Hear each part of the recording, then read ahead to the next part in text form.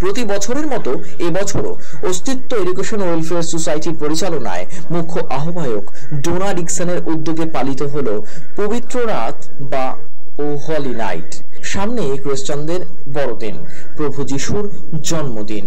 তারই প্রাক্কালে প্রতি বছরের মতো এবছরও ডোনা ডিকসনের উদ্যোগে পার্ক লেনে আয়োজিত হলো এই অনুষ্ঠান। এদিনের অনুষ্ঠান আয়োজনের পাশাপাশি বিশেষ প্রার্থনা সভার আয়োজনও করা হয়। এদিনের এই কর্মসূচি উপলক্ষে বসেছিল চাঁদের হাট। প্রধান অতিথি হিসেবে উপস্থিত ছিলেন রাজ্যের মন্ত্রী চন্দ্রিমা ভট্টাচার্য সহ অন্যান্য বিশিষ্টজনেরা।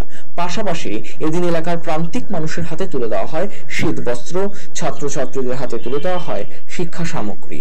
ডোনা ডিকসনের এহেন উদ্যোগকে সাধুবাদ জানিয়েছেন সকলে। আমরা সব রাত করি, আর এই রাত্রে যেমন আপনি দেখছেন সবাই এনজয় করার জন্য। তারপর আমরা এখান থেকে ব্ল্যাঙ্কেট 250 আর 200 শাড়ি এখান থেকে যে আমরা এখান থেকে বাঁটি।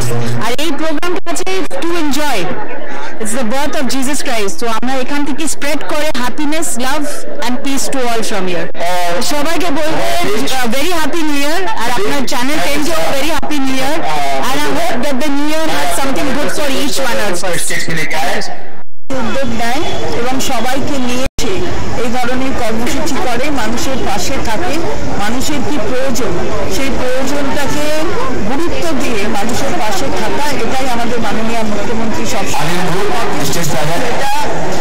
ডোনা করে, এখানে প্রত্যেকবার করে। দেখুন না কত মেয়েরা এসেছে, আর ডোনার মাও এখানে আছে। তা আমি বললাম ডোনার মাকে যে তুমি তো প্রাউড মাদার না, তুমি যে মেয়ে এরকম কাজ করছে।